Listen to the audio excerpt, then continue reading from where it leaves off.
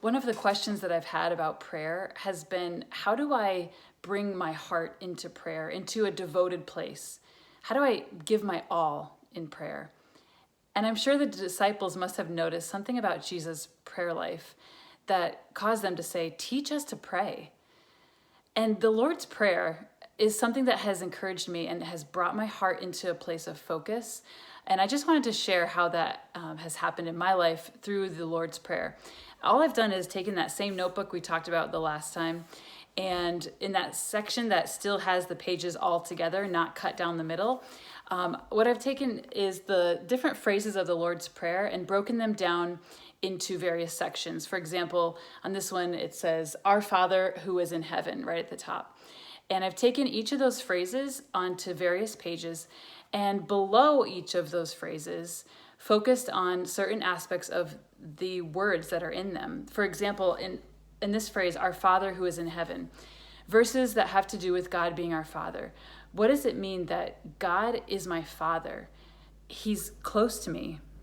There's this emphasis on proximity or relationship. And so I look for verses in the Bible that have to do with God being my Father, being close, being near.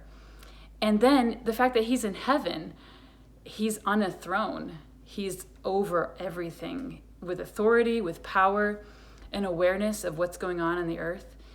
And so he's close, and yet he's way above. He's in charge. He's in control. Maybe I would use verses like Matthew 6:8.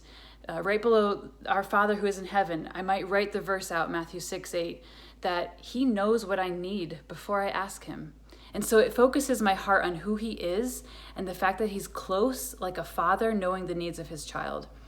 And then the part that says he's in heaven, I might find a verse like Ecclesiastes 5:2 that says, when you come into God's presence, let your words be few because he's in heaven and you're on earth. Just that reminder of who I'm talking to. This is the Lord of the universe, the creator of everyone.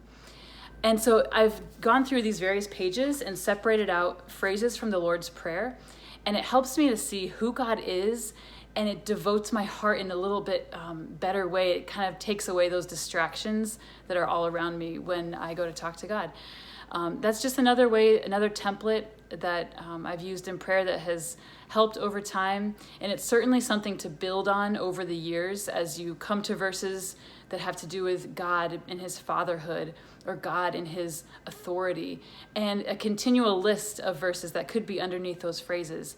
And maybe you take one of those phrases from the Lord's Prayer a day, and one day it's Our Father who is in heaven, and the next day it's hallowed be your name. What does it mean to hallow God's name? What does it have to do with my life? How does that apply to my conversations, to my relationships? Hallowed be his name. I would find verses on God's name being holy and separate and set apart. And how do I live in a way that makes that believable?